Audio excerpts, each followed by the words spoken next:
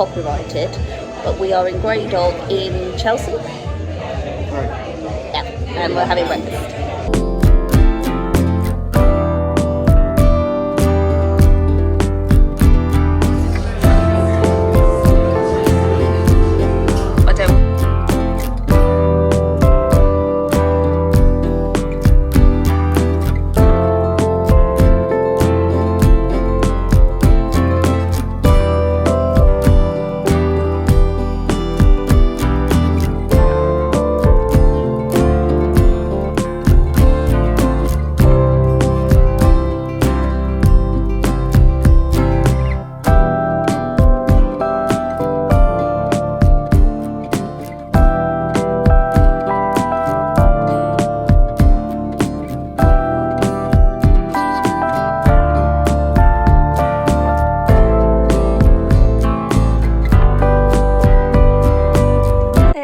Welcome to day 2. Yesterday we went to the High Line. If I keep looking away, I'm trying to think of what we did. The High Line, went to a few shops, met some really nice people. Like, it's been really nice actually, the New Yorkers. And we had a Korean barbecue for dinner, which was actually what was needed. My stomach doesn't hurt me anymore. And now we're gonna go out and about and we'll go to the financial district.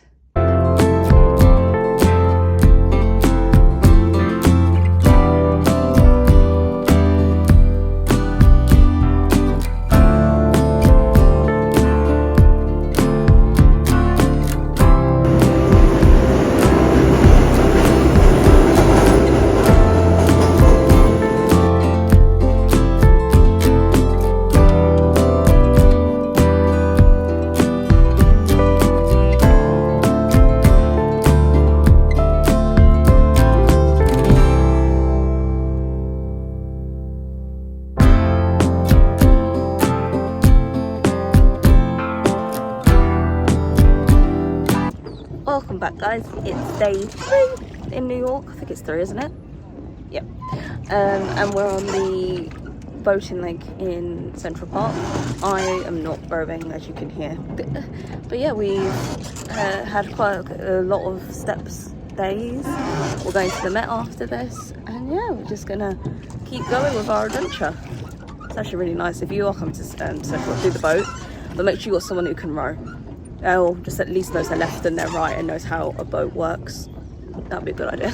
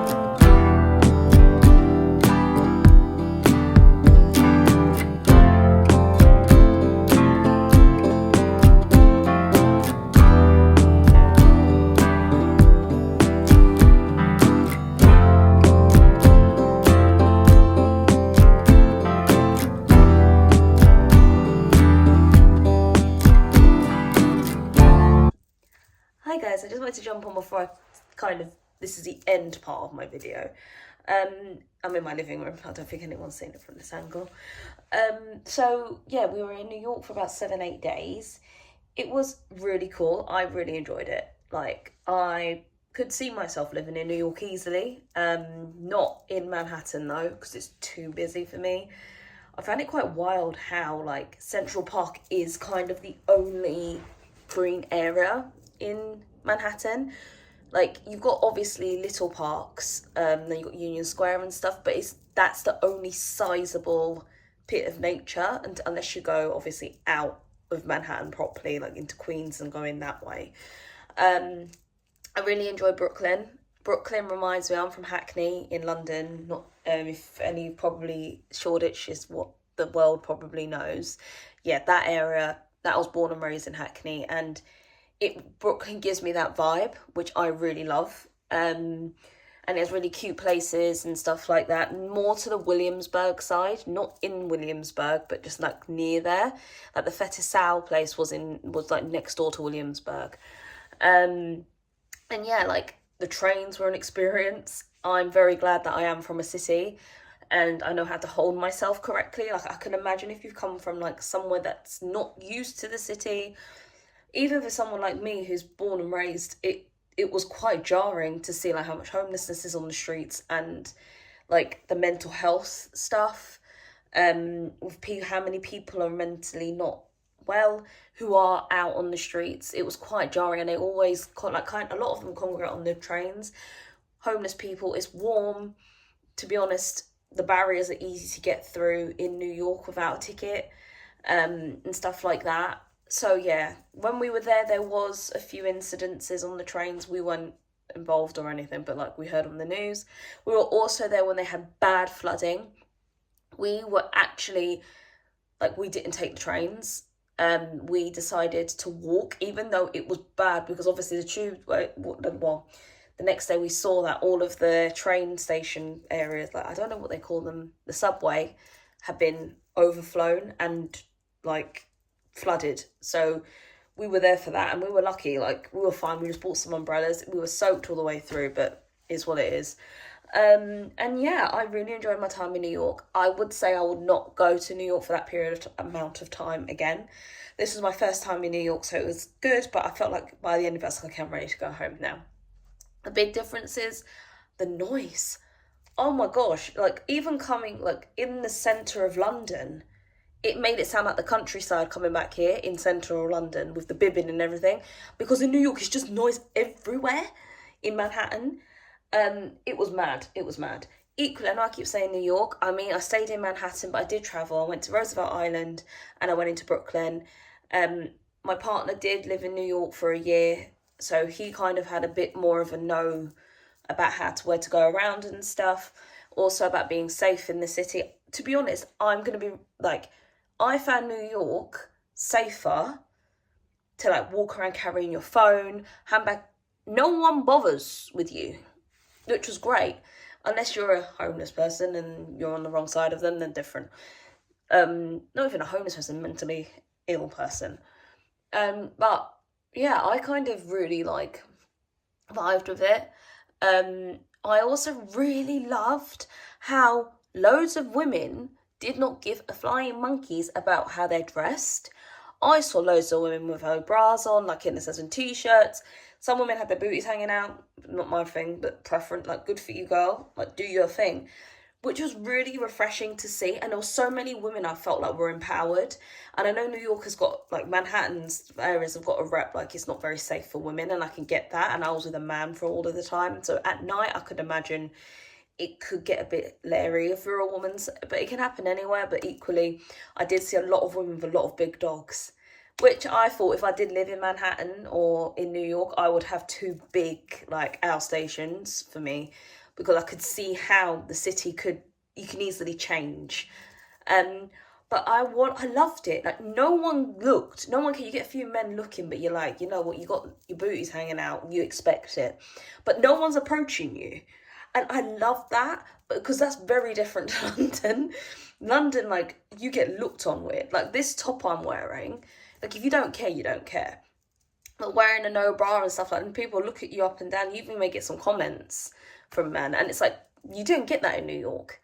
So yeah, but I also do think the New York women are a lot more like, come with it, like, I'll fight you type vibe, which I also appreciate too.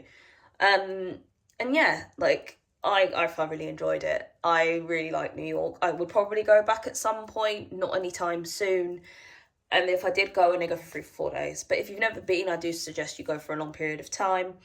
A longer period of time, a week maximum.